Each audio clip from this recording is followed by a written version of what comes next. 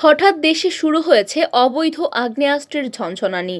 রাজনৈতিক সহিংসতা ছাড়াও পেশাদার সন্ত্রাসীরা ব্যবহার করছে এইসব অস্ত্র। কেউ কেউ ভুয়া লাইসেন্স ব্যবহার করেও চালাচ্ছে আগ্নেয়াস্ত্র।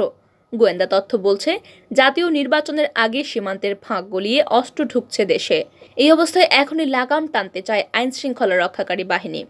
এরই ধারাবাহিকতায় আগ্নেয়াস্ত্রের চোরাই পথ এমন সীমান্তবর্তী জেলাগুলোতে ব্লক রেড দেওয়ার সিদ্ধান্ত হয়েছে। এরপর দেশের ভেতরেও সন্ত্রাসী অভিযান চালানোর সিদ্ধান্ত হয়েছে। আইনশৃঙ্খলা রক্ষাকারী বাহিনী ও স্বরাষ্ট্র মন্ত্রণালয় সূত্রে এসব তথ্য মিলেছে। দায়িত্বশীল পুলিশ কর্মকর্তারা বলছেন, অবৈধ অস্ত্র উদ্ধার অভিযানে গুরুত্বপূর্ণ 20টি জেলার ওপর থাকবে তীক্ষ্ণ নজর। রাজনৈতিক সংঘর্ষে আগ্নেয়াস্ত্র ব্যবহার হয়েছে বা আশঙ্কা রয়েছে সেই তথ্য বিশ্লেষণ করে জেলাগুলো নির্ধারণ করেছেন গোয়েন্দারা। রাজনৈতিক উত্তাপ অস্থিরতা ছড়ানোর আগেই টানা অভিযান চালিয়ে লাগাম টানতে চায় সরকার। সে অনুযায়ী প্রস্তুতিও নেওয়া হয়েছে। আইনশৃঙ্খলা বাহিনীর সূত্র বলছে, সীমান্তবর্তী সিলেট সহ দেশের 32টি জেলায় এই অভিযানে পুলিশের পাশাপাশি আইনশৃঙ্খলা বাহিনীর বেশ কয়েকটি ইউনিটও অংশ নেবে। এ বিষয়ে পুলিশ সদর দপ্তরের ডিআইজি মোহাম্মদ হায়দার আলী খান বলেন, অস্ত্র উদ্ধার পুলিশের রুটিন কাজ। এই অভিযান সবসময়ই চলমান। জাতীয় নির্বাচন সামনে রেখে এবং সার্বিক পরিস্থিতি বিবেচনায় আরেকটি সন্ত্রাসী অভিযান চালানোর নির্দেশনা রয়েছে, সেটার প্রস্তুতি চলছে।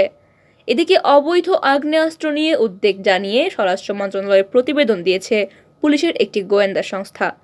বিশেষ শাখার তৈরি করা প্রতিবেদন বলছে, গত ডিসেম্বর ও জানুয়ারি মাসে দেশে গুলির ঘটনা 150 ছাড়িয়ে গেছে।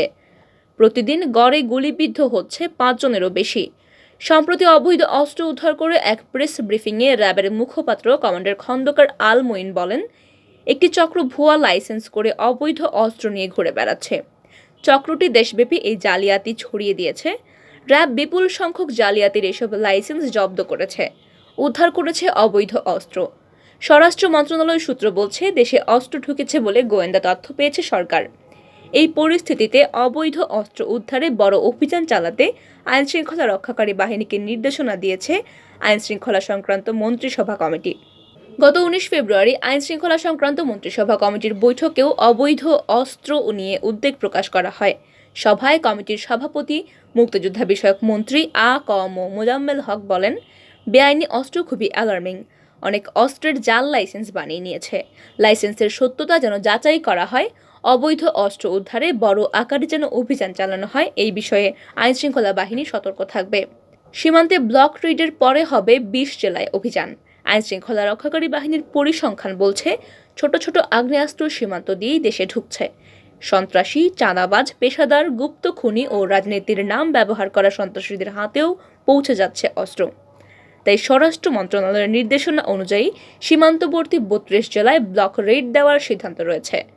এসব সীমান্ত জেলার মধ্যে ভারতের সঙ্গে 30টি এবং মিয়ানমার সীমান্তে রয়েছে 2টি জেলা।